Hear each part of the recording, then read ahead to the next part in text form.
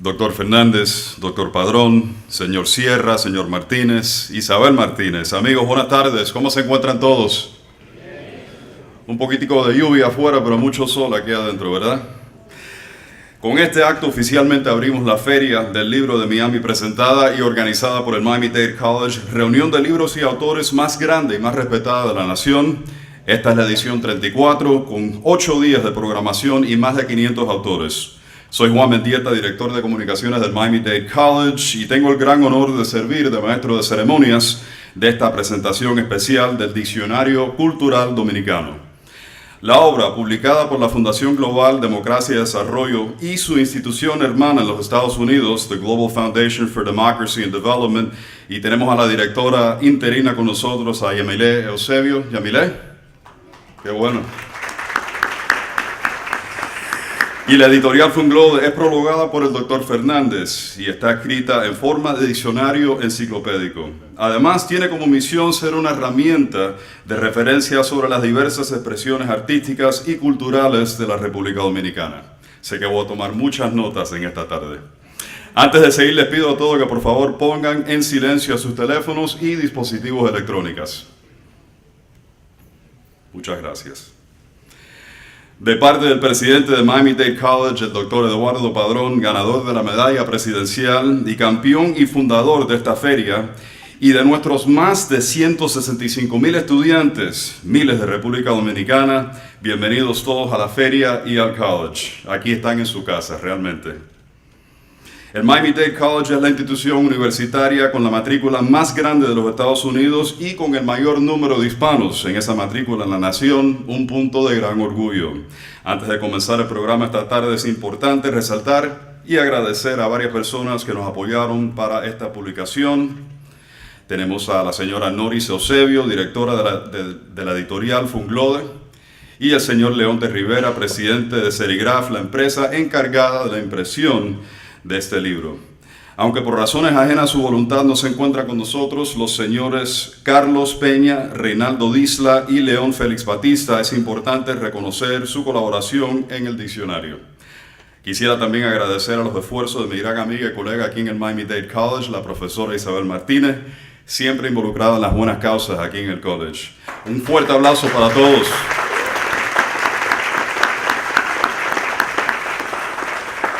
Bueno, el doctor Leonel Fernández realmente no necesita introducción, es casi como un miembro de prestigio de nuestro personal. He tenido la dicha ya varias veces de presentarlo.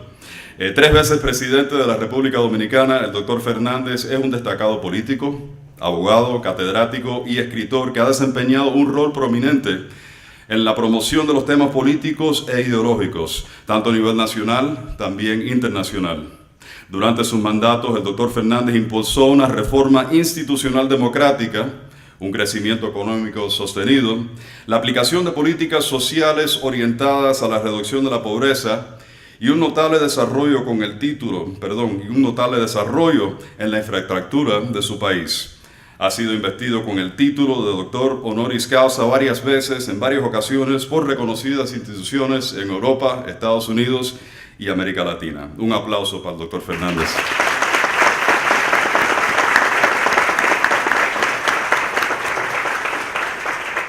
Jimmy Sierra es un doctor de Derecho por la Universidad Autónoma de Santo Domingo. El doctor Sierra ha estado involucrado en la creación de distintas instituciones culturales en República Dominicana, incluyendo el Comité Pro Instituto Nacional de Estudios Cinematográficos y el Comité Pro Adesentamiento de los Medios de Comunicación Masiva. Igualmente, Jimmy Sierra ha filmado varias películas de ficción y documentales. Entre los premios que ha recibido se encuentran el Cuento Brevísimo de la revista El Cuento, México, Premio Dorado, Televisión, Mención de Honor, Concurso Latinoamericano de Letras, Panamá, y el Premio OCIC, Guión Cinematográfico, Suiza. Un gran aplauso para Jimmy. Bueno, en breve escucharán del doctor Fernández, Jimmy y Héctor, pero primero vamos a rodar un video especial, así que cabina, por favor, el video.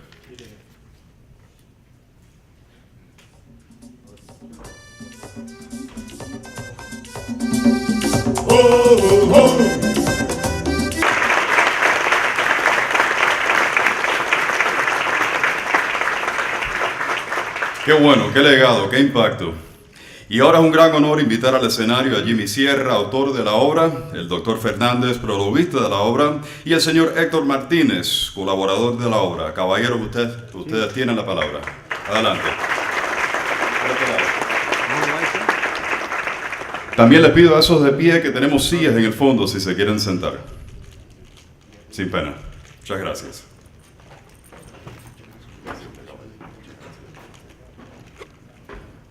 Vamos a tomar unas fotos antes de comenzar, me dicen los directores de los tres. Adelante. De pie, sí. Gracias.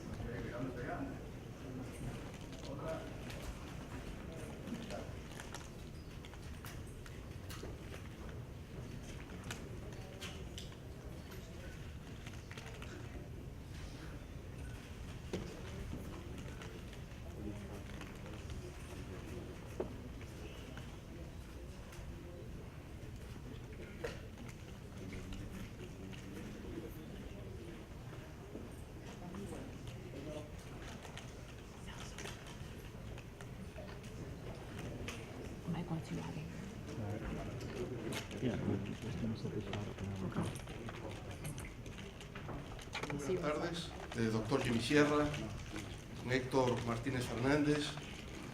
Quisiera empezar por agradecer la amable presentación de José Mendieta, agradecer la presencia de todos ustedes aquí esta tarde, que comparten con nosotros la puesta en circulación aquí en Miami de este texto de referencia que es el Diccionario Cultural Dominicano. Ya hemos estado en otras oportunidades aquí, en este lugar, compartiendo con ustedes ciertamente elementos vinculados con lo que es la República Dominicana, en su economía, en la política, en fin, pero hoy es un día especial porque vamos a tratar el tema cultural dominicano. Y yo observaba, mientras pasábamos el video, que cuando, por ejemplo, se escuchaba la canción sobre llover café del cielo, veía a alguien que no es dominicana, sino cubano-americana, Elizabeth, al lado de mi gran amigo Ralph Patiño, que le estaba tatareando. Así que llegaba por aquí. Veía justamente en este video la canción de Luis Díaz, El guardia del Arsenal. Pero al final veía a Joseito Mateo, a Johnny Ventura, a Fernandito Villalona, a Quinito Méndez, en fin, y a Wilfrido Vargas. Y entonces recordaba en ese instante que hace poco la UNESCO declaró el merengue, nuestro ritmo nacional, como Patrimonio Cultural de la Humanidad. No sé si Jimmy quisiera explicarnos un poco la relación del merengue con la cultura dominicana. Es parte básica de su esencia. Aparece el trabajo La Cofradía del Espíritu Santo de Villa Maya, que fue el primer elemento que la UNESCO declaró como Patrimonio Nacional o Universal de la Humanidad. Pero el merengue es, en verdad, yo creo, lo que identifica junto con la bachata ahora al pueblo dominicano. Y el hecho de que la UNESCO haya hecho esta declaratoria nos llena de orgullo a todos. Yo supongo que Héctor ha bailado merengue en algún momento, como dominicano al fin. ¿Ha habido alguna evolución del ritmo del merengue a lo largo del tiempo? Por supuesto que sí, pero primero debo decir que yo soy un verdadero baila malo. Pisapié. Yo soy un pisapié. Pues la evolución del merengue se observa con solo mirar su historia. Hay figuras emblemáticas, Joseito Mateo, por ejemplo, Johnny Ventura. No es lo mismo que el merengue, digamos, del pasado, que se cantó en Santiago, figuras muy cimeras, no recuerdo alguno, ¿cómo se llama este autor? Don Ñico Lora, por ejemplo. Figuras como Ñico, o sea, no es el mismo merengue. Y hoy mismo se nota que ya figuras como Joseito Mateo, Johnny Ventura, están quedando en una etapa y que se está levantando otra etapa sobre el merengue. Porque es un cuerpo también vivo, el merengue está en movimiento permanentemente y como nos identifica en la medida en que evolucionamos como pueblo, también el merengue va recogiendo esa expresión de nuestra evolución. Claro. Me llama mucho la atención el merengue de Luis Díaz, el guardia del Arsenal, porque de alguna manera se va relatando parte de la historia dominicana contemporánea. Él empieza diciendo que nació en la bahía de Manzanillo, pero que él era guardia cuando la era de Trujillo. Entonces nos va conectando con la historia. Yo sé que muchos de nosotros, los que estamos aquí, nacimos en la era de Trujillo. No digamos cuánto atrás, pero nacimos en la era de Trujillo. Y recordamos que en nuestros hogares había dos fotografías que no podían faltar. Una de Jesucristo y otra al lado de Trujillo que decía, en esta casa Trujillo es el jefe. Entonces, el que Luis Díaz diga, yo nací en la era de Trujillo, tiene como un gran significado. Y ya luego va contando que era guardia, que lo mandaron un batallón a Pedro Brán, al barrio de Pedro Brán. Y eso, Jimmy, me hace recordar también de otros merengues que también tienen un sentido histórico. Por ejemplo, La Batuta.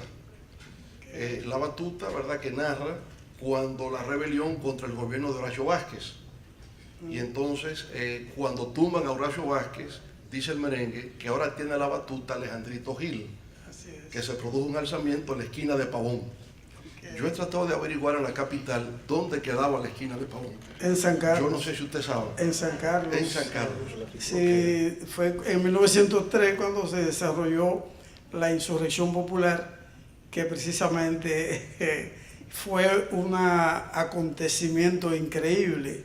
Y entonces se va Horacio, se va el general Luis, ya tiene la batuta Alejandrito Gil. Creo que junto con el Arsenal, en verdad, es el merengue más importante de tipo histórico. A mí me gustaría, sin embargo, comenzar el aspecto ya concreto del diccionario, reseñando la presencia de un gran intelectual dominicano que residió mucho aquí en Miami, ahora está un poco lejos, pero es un poeta de lo más exquisito y un gran teórico. Y yo quisiera que René Rodríguez Soriano, por favor.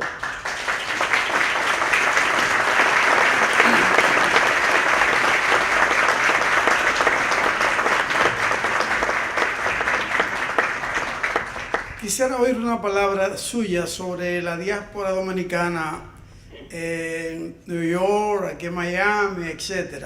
Me gustaría oírlo, porque los protagonistas del diccionario no son el doctor Fernández, Héctor Martínez, yo, etc., sino son la gente que están reseñados allí.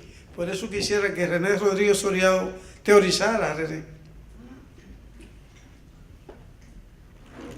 Usted siempre me pone en aprietos. Yo escribo, pero hablo poco. Realmente yo residí aquí por un espacio de 15 a 16 años. Ahora llevo unos 5 o 6 años residiendo en Houston, Texas. Y he viajado insistentemente por diferentes ciudades donde hay comunidades dominicanas, tanto en los Estados Unidos como Canadá, y por el Caribe, hablando y compartiendo específicamente sobre la narrativa dominicana y difundiendo la literatura de República Dominicana y del Caribe. Y pues me llena mucho de orgullo y de alegría que se tome en cuenta el trabajo que desde este lado del mar realizan una serie de dominicanos que no dejan de ser dominicanos porque no estén sobre los 48.000 kilómetros cuadrados de la isla. Precisamente en la revista que yo dirijo, que se llama Media Isla, que es una revista que circula cada 2 meses, es una revista virtual, un magazine literario, sale un artículo que yo escribí, un ensayo sobre un libro de un narrador dominicano que reside en Nueva York, y yo decía que precisamente a pesar de muchas cosas y mucha nube que se quiera poner, hay una literatura dominicana que vibra de este lado del mar y que se escribe sin obviar la sangre y el origen de donde somos. Es decir, donde quiera que estemos, somos dominicanos y nos sentimos orgullosos de nuestra tierra. Bien, bien.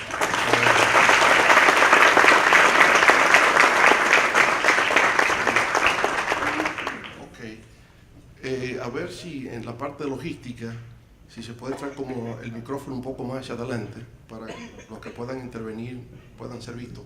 Felicidades ahí, ¿eh? Sí, y un poco lo que teníamos en el video de otros dominicanos que más bien se han destacado ya aquí en los Estados Unidos escribiendo literatura. Yo vi por de pronto a Junot Díaz y vimos a Julia Álvarez. Y algo muy interesante es que ya escriben en inglés y publican en inglés. En el caso, por ejemplo, de Junot Díaz, yo me sorprendí mucho porque hay un libro de cuentos en inglés que se titula Drowned. Es una colección de cuentos. Pero cuando lo empiezo a leer, él está hablando de Villajuana. Villajuana es nuestro barrio, donde nos criamos nosotros. Y de repente ver que están hablando de Villajuana en inglés nos pareció una cosa formidable, ¿verdad? Ya Villajuana llegó lejos, hasta hablan en inglés de Villajuana. Así que era algo fabuloso. Y entonces, bueno, además de Drown, siguió publicando una novela que se llama The Incredible Story of Oscar Wilde, que ha sido un bestseller aquí, y recientemente You're Gonna Lose That Girl, es la última novela que ha publicado, y de Julia Álvarez, que también escribe en inglés, la obra que le fue consagrando aquí en los Estados Unidos es una pequeña obra maestra que se llama When the García Girls Lost Their Accent, ¿no? Cuando las niñas García perdieron su acento, el tema de la migración. Así que tenemos ya escritores dominicanos que se están consagrando incluso en la lengua inglesa, ¿no? Bueno, pero volvamos a lo que hacemos allá. Vimos ahí grandes figuras del arte, grandes figuras de la literatura, del canto. Yo hasta sentí cuando Nini Cáfaro estaba cantando Por Amor, que muchos querían cantarlo a viva voz, ¿verdad? Como que hubo una vibración muy dominicana ahí con Por Amor. No sé si ustedes se atreven a hacerlo ahora a capela. Bueno, lo dejamos para otra ocasión. Volviendo, Jimmy, a la poesía, a la novela, al cuento, a la danza, vimos la figura de Pedro Mir ahí. Pedro Mir, un poco declamando parte de su gran poema, que es prácticamente un himno alterno al himno nacional, Hay un país en el mundo. Quizás nos puede contar algo de quién fue este personaje Pedro Mir y cuán importante es su poema Hay un país en el mundo para nosotros los dominicanos. Bueno, me hubiera gustado, le hubiese dado la palabra a René Rodríguez, pero ya hablaste. De manera que en 1963, cuando Pedro Mir regresó del exilio a Santo Domingo, había sido un luchador antitrujillista toda su vida, de la generación del 48 de San Pedro de Macorís. Él nos sorprendió al ofrecernos ese gran poema, Hay un país en el mundo, y después el contracanto a Walt Whitman, que creo que el doctor Fernández está trabajando sobre ese tema. Pero hay un país en el mundo que luego fue publicado a nivel prácticamente mundial, y la Fonoteca de la Universidad Autónoma de México le hizo un disco especial a Pedro Mir. Ahí él relata verdaderamente lo que somos. Y Hay un país en el mundo fue la clave que le permitió a muchos teóricos en el Congreso presentarlo como el poeta nacional, y le ganó la partida así a Manuel del Cabral, que era el segundo candidato. De manera que es un poema básico. Pero yo quisiera presentarle al doctor Fernández a Pablo Azar. Creo que está aquí Pablo Azar. Pablo está acá. ¿Está Pablo? Sí, aquí lo vemos. Sí. Pablo Azar, por favor acércate. Es un actor importantísimo de Telemundo y está por hacernos una visita a Santo Domingo. es uno de los actores fundamentales de Telemundo, de las telenovelas, etc. Y estuvimos conversando y me inquietó su interés por el país y por la cultura nuestra. Y al visitarnos en este día, pues quisiera que dijera una palabra, por favor. Gracias. Bueno, hablando de eso, ¿sí se escucha? ¿Sí? Bueno, hablando de sorpresas, bueno, sí, no me esperaba esta palabra, pero bueno, vamos a ver qué improvisamos. No, mentira.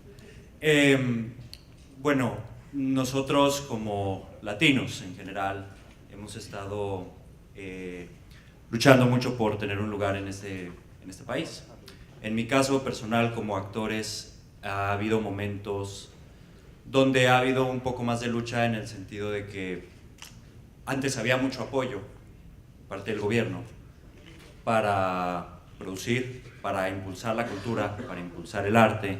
Había incentivos y eso crecía no solo en el área del entretenimiento, sino en otras áreas, porque obviamente hay otras industrias que se benefician del entretenimiento, industrias hoteleras, industrias de restaurantes, industrias, en fin, muchas industrias. El actor, el entretenedor, el productor, el director, hemos estado pasando por momentos duros en Miami porque se nos ha quitado todo este incentivo. Algunos, incluso actores o gente del medio que han nacido aquí, han tenido que emigrar a otros lados, tanto de Estados Unidos o incluso regresar a sus países de origen. Algunos en contra de su propia voluntad, porque a final de cuentas cuando te estableces aquí en Estados Unidos, pues tu sangre es latina, pero también tu corazón se queda aquí. A mí me inquietó mucho el conocer todo lo que se ha hecho en República Dominicana para apoyar la cultura. Ahora, bueno, ahora viendo el video, escuchándolos hablar, increíble de verdad el apoyo y la importancia que se le da a la cultura, al arte en República Dominicana. Pablo, permíteme decirte algo. Allá hace unos años se ha aprobado una ley de cine que ha multiplicado hasta el infinito la capacidad para hacer películas. Eso fue durante la gestión del doctor Fernández. Y yo creo que nunca será un solo aplauso, 1000 aplausos para esa ley que creó el doctor Fernández. Yo te invito, Pablo, a que nos visite de verdad y vamos a hablar y tú verás. Gracias, así Pablo. Será, gracias, sí. Así será, Gracias. muchas gracias. Y muchos actores, no solo, muchos actores están volteando a República Dominicana y los felicito de verdad por esa labor, de verdad que muchas gracias. Muchas gracias, Carlos. Muchas gracias. Y Héctor, estábamos hablando de Pedro Mir. Y cuando en el año 1936 Pedro Mir publica en el periódico Listín Diario Hay un país en el mundo, Juan Bosch le saludó como el gran poeta social que la República Dominicana estaba esperando. ¿Qué quiso decir Juan Bosch con eso de que Pedro Mir era el poeta social que definitivamente llegaba a la República Dominicana? Déjenme decirles primero que don Pedro fue profesor mío en la universidad y lo conocí y lo traté en sus últimos años de vida. Cuando Bosch y don Pedro fueron grandes amigos, pero además la producción literaria de don Pedro fue identificada por Bosch como una producción de corte social porque recogía los problemas de la sociedad dominicana, los reflejaba y no de forma panfletaria, sino con imágenes literarias, con elegancia, con belleza. Y efectivamente así ha sido reconocido en la posteridad don Pedro como un gran poeta social. Yo pienso, ustedes escucharon parte cuando él decía, hay un país en el mundo colocado en el mismo trayecto del sol, oriundo de la noche, colocado en un inverosímil archipiélago de azúcar y de alcohol. Esa es la poesía de Pedro Mir. Rompía los moldes tradicionales, como dice Héctor, estaba tratando los temas de la República Dominicana, hablaba de azúcar, hablaba de alcohol, hablaba de los ingenios azucareros, ¿no? Entonces era una poesía social que rompía con Fabio Fiallo, que hacía una poesía romántica, u otros poetas nacionales hasta la época, muy influidos por los poetas europeos. Aquí aparece una literatura ya muy dominicana, pero lo mismo ocurre con los cuentos de Juan Bosch. ¿Qué de particular tiene esta cuentística de Juan Bosch, donde los personajes eran los campesinos dominicanos? Bueno, Juan Bosch ha tenido una infinidad de seguidores y algunos detractores. Sin embargo, cuando se habla de literatura y de sus cuentos, todo el mundo coincide en que en verdad es uno de los grandes representantes del criollismo. Y por ejemplo, su cuento La Mujer es el más antologado, o uno de los más antologados de América. Esos cuentos escritos en el exilio y más cuentos escritos en el exilio, tienen la característica de recoger la vida auténtica de los años 30 y 40. Pero en el caso de cuentos escritos en el exilio, la introducción de ese libro es Apuntes sobre el arte de escribir cuentos, que Gabriel García Márquez confesó que lo había leído un montón de veces, porque le enseñó mucho a García Márquez. Ahí uno puede en esa fuente beber de lo que verdaderamente es la estructura narrativa. Ahí se presenta, por ejemplo, la idea de que uno no puede comenzar a hacer un cuento sin tener el final previsto, porque sería como un piloto que arranque sin saber cómo aterrizar y se queda en el aire, y eso le sucede a muchos escritores. Los cuentos de Bosch definitivamente son sensacionales. A mí me gustaría que me diera la oportunidad de ver si está Abraham Pulido. Está el señor Abraham Pulido, un director de cine de gran valor que de la misma manera... Otra sorpresa. Vine a aprender más bien, a oír y a admirar el arte y la tradición de la República Dominicana, realmente. Me gustaría brevemente oírle algo. Bueno, una de las cosas quizás más interesantes que ya nombraron es el esfuerzo del mundo institucional por incentivar el cine. Y ha sido, yo creo que una referencia en toda América Latina. Hay otras leyes diferentes en otros países, pero tuve la oportunidad de leerla hace poco y me impresioné del legado que esto va a producir en el futuro de creadores cinematográficos, porque si vemos de alguna manera, no hay mejor manera, no hay mejor forma, no hay mejor puerto, camino para mostrar la cultura que el cine. Y lo demostró este país. En Tanzania, en Arabia Saudita, siguen películas de vaqueros, no tenía nada que ver.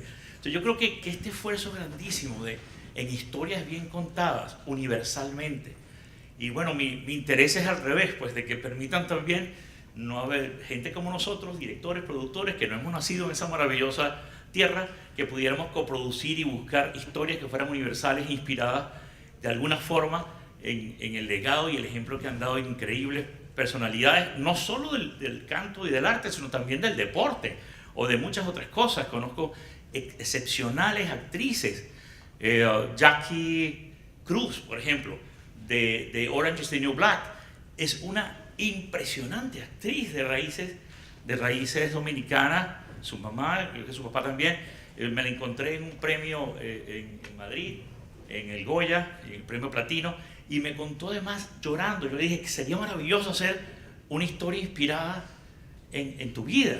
De chiquita fue a Nueva York y se le salían las lágrimas porque adora sus raíces. Entonces, ojalá que tengamos la oportunidad de nosotros, latinos también, que vivimos aquí, de hacer coproducciones y compartir esta maravillosa idea de permitir a los creadores y a los cineastas de todas partes del mundo, latinos además, mostrar la maravilla de su historia. Muchas gracias, muchas gracias. Y es interesante, a propósito de lo que dice Pablo, de cómo ya también nosotros en República Dominicana hemos ido combinando la literatura con el cine. Porque precisamente de un cuento de Juan Bosch, La Nochebuena de Encarnación Mendoza, Fernando Báez ha hecho una gran película, Flor de Azúcar. Y la base de esa película justamente es el cuento de Bosch, uno de los mejores cuentos, La Nochebuena de Encarnación Mendoza, que tiene un final espectacular, ya hoy día también llevado al cine. Una tradición muy norteamericana de tomar novelas de la literatura y adaptarlas al cine, ¿no? Continuamente las novelas de John Grisham, las novelas de Ken Follett, ¿verdad? Eso se lleva al cine y por consiguiente se se combinan dos expresiones artísticas diferentes. Terminando con Bosch, yo creo, y a propósito de García Márquez, hay una, en esta teoría sobre el arte de escribir cuentos, dice algo como que nos ha llegado a todos en algún momento y que García Márquez lo repitió. La lección que aprendió es, de Bosch, que el cuento es intenso y la novela es extensa. Y yo creo que esa sola frase nos dice todo acerca de estos dos géneros, ¿no? El arte de escribir cuentos y cómo se escribe la novela. Bueno, pero hay otra gran novela dominicana, también de la época del criollismo, de Ramón Marrero Ariztí. ¿Recuerda, Héctor? Sí, sí. Over, Over, sí. que leímos todos en la escuela. ¿Cuál es la trascendencia de Over en la literatura dominicana? Over es una obra verdaderamente curiosa y es quizás la más tiplisonante expresión del criollismo dominicano. Versa sobre los ingenios, la caña, el trato a los trabajadores allí, y está presentada con un lenguaje tan llamativo, tan propio del contexto, tan propio del medio, que de verdad impacta. Ha sido trabajada por actores, en fin, es una obra verdaderamente maravillosa, doctor. Claro. Ojalá pudiésemos reproducirla, porque creo que está un poco agotada. Ojalá se pueda reimprimir para que llegue a las nuevas generaciones. ¿Sabe que en el 2013, hace ahora 4 años, se cumplió el centenario del natalicio de Ramón Marrero Ariztí, que nació en La Romana? Sí. Y quisimos hacerle un gran acto en recordatorio, porque Ramón Marrero Ariztí estaba destinado a ser uno de los más grandes escritores, no solo dominicanos, sino de América Latina, pero murió joven. Trujillo lo mató. Sí.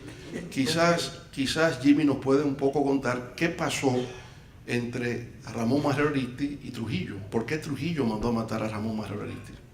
Bueno, Trujillo invitó a un periodista norteamericano, Taxol, a que fuera al país que él quería para que viera las maravillas que había, y que se decía que era una dictadura y en verdad no era una dictadura, según Trujillo. Entonces el periodista fue muy amistosamente y recorrió el país entero y se dio cuenta de que era una democracia plena en la cara de Trujillo. Y luego vino para acá, pero cuando llegó en su periódico New York Times, publicó un trabajo desnudando todos los crímenes que se cometían en el Trujillato. Por supuesto, el Servicio de Inteligencia Militar que dirigía Johnny Aves García se movió y descubrieron que en el mismo avión que iba Taxol, Ramón Marrero Ariztí iba y conversó con él y se sentaron juntos. Oiga, se sentó junto con él, iba en el avión y conversaron, eso fue todo. Trujillo dedujo que los datos que sacó el periodista los había dado Ramón Marrero Ariztí. Bueno, lo dejó tranquilo y le dijo que regresara al país y le hizo una fiesta en el palacio, todo el mundo lo vio. A los 2 días apareció en la carretera peligrosísima de Constanza, Jarabacoa. Apareció calcinado en un accidente, el vehículo completamente quemado, pero al lado suyo, de su cadáver, lo que quedaba de él, había una media de mujer y un pote, o sea, una botella de Brugal. Se insinuaba que él había muerto por eso, pero no se quemó la botella ni se quemó tampoco la media. Sí. Esa fue la tragedia de Ramón Marrero Ariztí, uno de los grandes escritores dominicanos que se habría vivido más tiempo, sin duda alguna que habría descollado mucho más, ¿no? Bueno, y en tiempos modernos... Hay un dato que me contó un pariente de Marrero Ariztí. Es una versión, pero él como familia me dijo que a Marrero Ariztí Trujillo lo citó a Palacio y él llegó ya un poco preocupado, medio sudoroso, y Trujillo lo tiene al frente, él no le dice nada, sigue escribiendo, y Marrero Ariztí se pone medio nervioso, sudoroso, y se metió la mano al bolsillo para secarse el pañuelo, y uno de los asistentes de Trujillo creyó que era sacar un arma y le disparó. Entonces después sacaron el cadáver y le hicieron todo eso. Esa es una versión. Es una versión, pero realmente lo que ocurrió es como ha dicho Jimmy, ¿no? Ya históricamente comprobado. Sí. En el sentido de que fue Ted Schultz, el periodista del New York Times, que fue a República Dominicana a hacer un reportaje, y en el vuelo de regreso de Santo Domingo a Nueva York, Ramón Marrero Aristi estaba sentado a su lado, le contó la historia de la dictadura, el Servicio de Inteligencia Dominicano se enteró y ya luego lo mataron. Sí. Esa es la realidad. Sobre todo a Trujillo le molestó porque Ramón Marrero Aristi había sido secretario de Trabajo, Sí. era un funcionario del gobierno. Y por supuesto, todo intelectual que se destacaba en la República Dominicana en esos tiempos tenía que servir a Trujillo. Solamente O irse al exilio. o irse al exilio. Como O vos. sea, el que se quedaba en la República tenía que servirle al régimen dictatorial o irse al exilio, como fue el caso de Bosch, como fue el caso de Pedro Mir, ¿verdad? Que tuvieron todos que emigrar y hacer su labor desde el exilio. En el ámbito de la novela, finalmente, hay un gran escritor dominicano vivo, quizás el más destacado escritor dominicano viviente, que es Marcio Veloz Mayolo. ¿Qué podemos decir de la obra de Marcio Veloz Mayolo? Bueno, en primer lugar, don Marcio está siendo promovido como la figura dominicana más emblemática, a ver si es posible considerarlo para el Premio Nobel de Literatura. Su obra es muy vasta realmente, y sigue muy activo escribiendo. Es ahora mismo el escritor más prolífico que tenemos. Ha escrito algunas obras que han generado sus polémicas, pero eso es normal, es un escritor diríamos, tan versátil. De modo que lo tenemos vivo y estamos promoviéndolo a ver si es posible que sea considerado para el Premio Nobel. Su novela recoge un abanico muy amplio de historias, de temas dominicanos. Vamos a ver hasta dónde nos llega con vida y hasta dónde podemos disfrutar de su producción. Bueno, entonces vamos a saludar a Marcio Veloz Mayolo con un fuerte aplauso, a ver si eso llega hasta Noruega para un premio Nobel, ¿verdad? Un premio Nobel para Marcio Veloz Mayolo. Bueno, moviéndonos en otro ámbito, aunque quizás antes, recordando un poco la dictadura de Trujillo y los intelectuales y los escritores, en el diccionario aparece la figura de José Almoina. Almoina no era dominicano, pero Trujillo lo mató y figura en el diccionario. Quizás Jimmy nos puede un poco ilustrar, diría, de José Almoina y de Jesús de Galíndez, que también murió trágicamente en manos de la dictadura. Bueno, en el caso de José Almoina, él fue secretario de Trujillo. Secretario particular, ¿no? Secretario particular. Y no solo eso, sino que le rindió un servicio fundamental a Trujillo, porque María Martínez, la esposa de Trujillo, apareció con una obra fabulosa de teatro que en realidad fue escrita por Almoina, pero La falsa amistad, pero le puso el nombre de ella y Trujillo se lo agradeció, por supuesto, porque la falsa amistad, quiero insistir en el tema, tiene la virtud de haber sido la que permitió la creación del teatro dominicano, el nacimiento del teatro dominicano. Resulta que ese José Almoina era uno de los exiliados españoles que fue al país a raíz de la guerra civil, y cada uno en su área hizo grandes aportes al pueblo dominicano y a su cultura. Y sucedió que cuando se montó la obra de Falsa Amistad, la doña quedó encantada al ver la belleza de lo que había hecho y quiso premiar al equipo que estaba integrado por Iván García, Franklin Domínguez, Nini Germán y otros. Y a cada uno le hizo un regalo. O sea, le dijo, ¿qué tú quieres? Un bolígrafo. ¿Qué quieres? Un libro. ¿Y qué quieres? 100 pesos, que era una millonada de dinero. Y así. Y al final dejó al director Emilio Aparicio. Y cuando le dijo a Emilio Aparicio, ¿qué quieres que yo te regale? Él le dijo, fíjese, aquí no hay un teatro dominicano. Yo quiero que usted nos ayude a crear una escuela de teatro.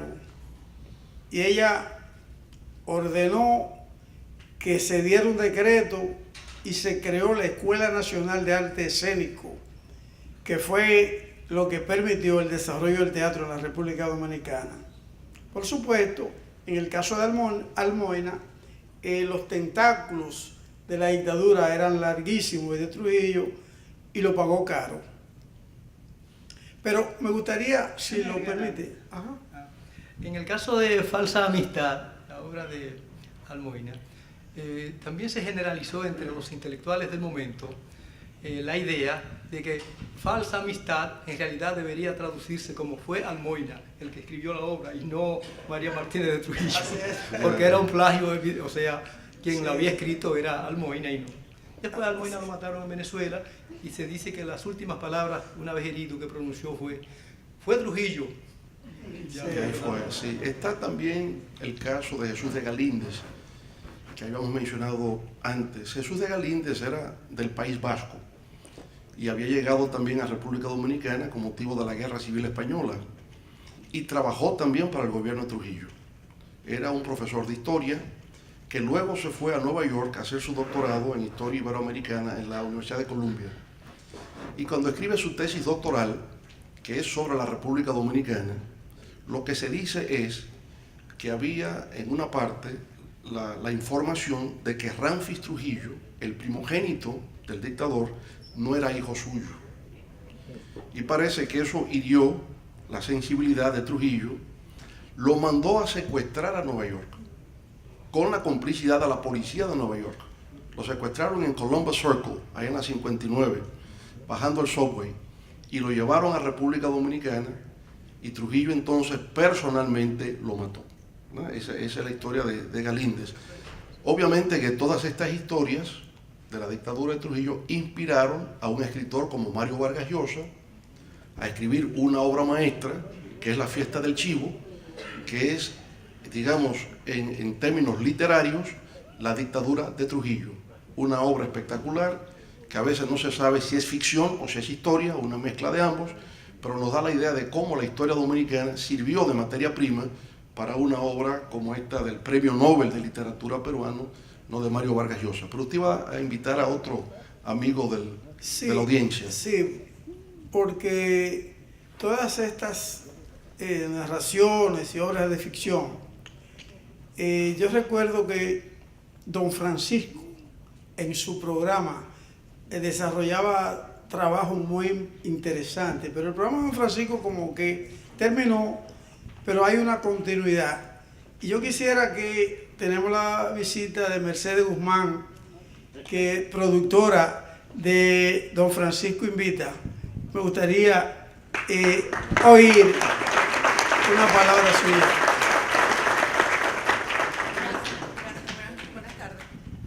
Bueno, primero darle las gracias al doctor Sierra por este legado que está dejando, porque ahora en este mundo multicultural donde la tecnología y todo esto está abrumando a todo lo que es la investigación, yo pienso que herramientas como estas son importantísimas para llegar a los jóvenes y a otros públicos a los que quizás no se estaba llegando, y hacer ver que la República Dominicana tiene muchísimas cosas más que mostrar, que admirar sus bellas playas, su música y todo este maravilloso paisajes que tiene. Y bueno, y poner a la orden todos los medios de comunicación para hacerlo público y hacerlo masivo y que todo el mundo lo conozca. Y bueno, y que las mujeres también tengamos allí una presencia importante para eso. Gracias. Muchas gracias. Muchas gracias. Ahora que ella dijo eso, realmente fue una observación un poquito aguda, que prácticamente no hemos tratado de las mujeres aquí.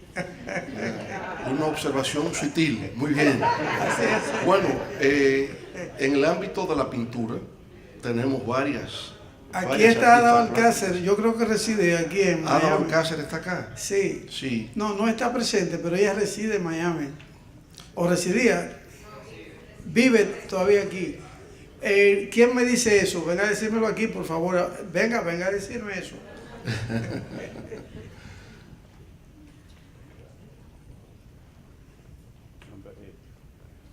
Buenas. La señora Ada Alcácer reside aquí y participa mucho en la comunidad dominicana con sus exposiciones de obra, participa en charlas, conferencias, inclusive tiene un proyecto muy lindo, cultural, que quiere realizarlo y siempre lo ha expresado. Así que ella está en la comunidad, vive aquí y está activa. Gracias. Ella, Gracias, Solange. le puedo decir que en el 1962 se formó un grupo allá llamado Arte y Liberación, que está reseñado en el diccionario. Ada Alcácer fue de las fundadoras del grupo y se mantuvo durante todo el proceso revolucionario que vivió el país, y fue una de las 7 integrantes del grupo Proyecta, que fue el grupo más importante de pintura de artes plásticas de la República Dominicana, con Fernando Peña de Filló, Coco Gontiera, Drúbal Domínguez, etc. Y es un honor que se recuerde a Ada Alcácer. Pero no solamente a Ada Alcácer, ahí vimos a doña Aida Cartagena Portalatín. Claro. A Janet Miller. Janet Miller, sí. O sea, yo creo que Y Clara Ledesma también. Clara Ledesma, están bien representadas las mujeres en el trabajo. Y, por supuesto, 2 mujeres ya han aparecido aquí. Sí, como no, Héctor. Yo a ese respecto podría decir que la obra está hecha con un espíritu de ecuanimidad, si cabe, de profesionalismo, donde nos hemos cuidado, bueno, ha estado bajo la orientación del doctor Leonel Fernández y el equipo encabezado por el doctor Jimmy Sierra. Hemos estado en todo momento orientados en el sentido de nada de sesgo, ni antifeminista, ni partidario. O sea, es una obra hecha con profesionalidad, con profundidad, donde no hay nada de, digamos, de espíritu retaliativo en el plano político. En fin, es una obra hecha con mucha serenidad y en ese sentido están también tratadas nuestras mujeres. O sea que es un diccionario con equidad de género. Muy bien. Bueno, moviéndonos en otro campo de la pintura, por ejemplo, ¿no? Grandes pintores dominicanos, un muralista como el maestro Oviedo, Ramón Oviedo, gran amigo nuestro, Giorgi Morel, Guillo Pérez. ¿Qué nos puede contar un poco de nuestros pintores dominicanos?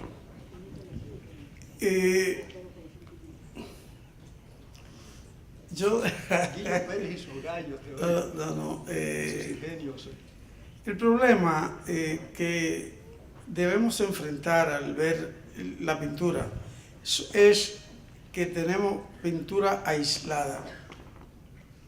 Desde Chasseriot, que fue el primer pintor conocido en la República Dominicana, hasta Dionisio Blanco y los pintores actuales de renombre, ha habido como una cierta particularidad de que no se ha encontrado como una fisonomía propia de la pintura. Y eso quizás nos ha ayudado mucho. Ese es el aspecto que debemos ver en lo negativo. En lo positivo, la pintura siempre estuvo ligada a los procesos sociales de la República Dominicana. Cuando hablaba del grupo Proyecta, hubo un antecedente, el Comando de Artistas y Escritores Constitucionalistas. No sé si recordarán algunos, toda la labor que hicieron esos pintores en la República Dominicana, que llenaron, perdónenme que esté aquí en lo que le llaman el imperio, pero había un cuadro famoso, una obra famosa, que estaba frente al altar de la patria, que presentaba en el 1965, en plena revolución, los pintores estaban armados con su fusil en la mano, y presentaba ese cuadro al que me refiero a el pueblo y el CEFA, o sea, el centro de enseñanza, que era nominalmente la oposición, y en el medio estaba la OEA, y decía el cuadro, no peleen, y le daba un puñetazo al pueblo diciendo de que no peleen. O sea, era de que neutral, pero estaba golpeando el pueblo. Hubo uno de ese Félix Gontier, que fue el más relevante del momento, porque se produjo después de los bombardeos que se hicieron en la zona constitucionalista el 15 y 16 de junio del 65. Él recogió los fragmentos de las balas, pedazos de Richard y sangre, y hizo un collage en donde mezclaba todo aquello y salía y brotaba en la sangre del exterminio. O sea, la pintura allá ha tenido gran relevancia. Naturalmente, yo he observado, debo recordar que aquí en Miami hay una galería de arte, la galería de Gary Nader, ¿verdad? Donde se exhiben obras dominicanas continuamente, además de otros países, pero Gary Nader, aunque es de origen libanés, siempre él y su familia han estado en la República Dominicana con galerías de arte. Por tanto, creo que es un buen espacio para la exhibición, presentación de obras dominicanas que puedan ser contempladas aquí por representantes de los distintos países latinoamericanos. Pero iba a decir que noto en los últimos tiempos una preocupación de los pintores dominicanos. Me lo han hecho saber. Si ustedes van al país y van por el malecón, hay muchos cuadros, muchas obras de arte que están siendo vendidas al público. Pero obviamente esos cuadros que son muy coloridos, que llaman mucho la atención, son cuadros de pintores haitianos. Y los turistas, cuando van, están adquiriendo esos cuadros. Y he visto como si fueran dominicanos. Ellos se sienten preocupados de que esos cuadros haitianos le han hecho perder identidad a los pintores dominicanos y están preocupados de qué hacer. Cuando me lo han preguntado, yo les he dicho que nada, no se puede hacer nada, el arte es libre y que por consiguiente ellos tienen que producir un tipo de arte que sea atractivo. Yo lo que veo es, esos cuadros que están en el malecón son cuadros seriados, son cuadros, yo diría, uniformizados, masivos para fines de comercialización. Es cierto que tienen mucho de identidad artística haitiana, pero no es menos cierto que se han hecho con un propósito esencialmente comercial. Entonces no deben preocuparse por eso, porque, digamos, nombres de artistas como Ramón Oviedo, como Silvano Lora, como Iván Tovar, siempre se van a destacar, porque tienen una obra que trasciende incluso a la propia República Dominicana, se ha universalizado. No sé si comparten ustedes esta opinión. Por supuesto. Precisamente la preocupación que manifestaba se refería a la necesidad de insistir más en la búsqueda de esa fisonomía. Cuando van los turistas a otro país que se llama Punta Cana, la República de Punta Cana, donde Freddy suele ir con frecuencia. Porque resulta que muchos extranjeros van allá y dicen, yo conozco tu país, Punta Cana, porque van a Punta Cana, a Bávaro, y ya se devuelven, ya conocieron el país. Ahí también se produce el fenómeno de que está saturado de pintura haitiana. Entonces, yo coincido plenamente de que es imposible enfrentar eso. Ahora, ¿qué caracteriza esa pintura? Que es cierto que tiene un carácter industrial, la fisonomía. Cuando usted ve el cuadro sabe que es haitiano. Entonces eso es lo que yo estoy reclamándole a los pintores, porque también no nos quedamos en la parte contemplativa. O sea, uno tiene que también ver otros aspectos, no solamente aprobarlo todo. O sea, los pintores, hay uno que quiere ser francés, y otro quiere hacer una obra italiana, y otra una obra espacial, y huir de lo figurativo. Entonces no hay una coincidencia en dos pintores dominicanos, ni en tres. No hay un tema. Al no haber un tema, o sea, usted no puede decir, ese es un cuadro dominicano, excepto Giorgi Morel y cosas parecidas que tratan de recoger y rescatar esencias dominicanas. Pero cuando algún pintor, hay algunos que quieren sobresalir o trascender con temas universales, no existe un tema más universal que el de tu propio país. Lo que caracteriza a un país es eso.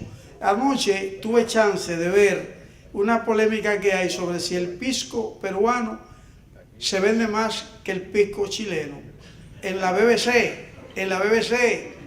O sea, entonces hay una guerra a muerte entre Chile y Perú por el pisco. ¿Cuál tiene más calidad? ¿Cuál? Etcétera, etcétera. Y estuve viendo eso.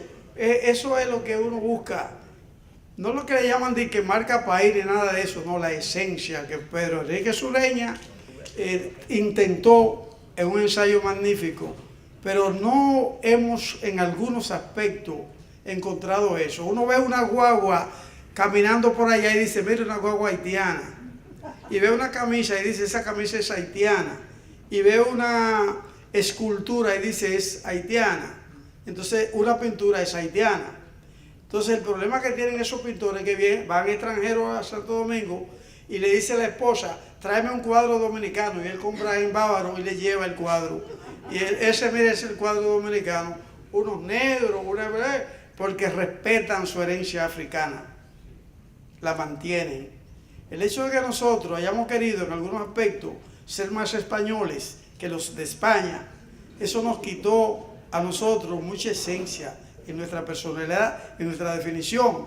Y que no querramos admitir que somos negros, sino que Trujillo ordenó que somos indios. Indios. Oiga usted, no. Color en la cédula, o sea, casi blanco. La cédula, indio. Indio, oiga, casi blanco. Pero indio claro. Y yo fui hace poco al mercado de allá arriba y voy caminando y dice rubio, porque los tigres para vender quieren cambiarle el color a uno y saben que uno se siente mejor si le dicen blanquito, rubito, y a mí me dijeron que rubio, ven acá rubio. Ay. Entonces hay que insistir en el tema de la búsqueda de nuestra propia expresión, de nuestro propio rostro. Aunque Joséito Mateo decía, a mí me llaman el negrito de la batalla. Sí, entonces en otras áreas del arte, muchos artistas insisten en eso, y eso nos caracteriza. Y yo quería muy brevemente agregar que esta, digamos, invasión de pintura haitiana, aparte del colorido, que es verdaderamente llamativo, hay algo que también la caracteriza y es su costo. Este muy bajo costo en términos generales, y quien quiere un cuadro dominicano, entre comillas, pues se encuentra con un cuadro que están vendiendo en la República Dominicana a muy bajo costo y lo presenta como dominicano.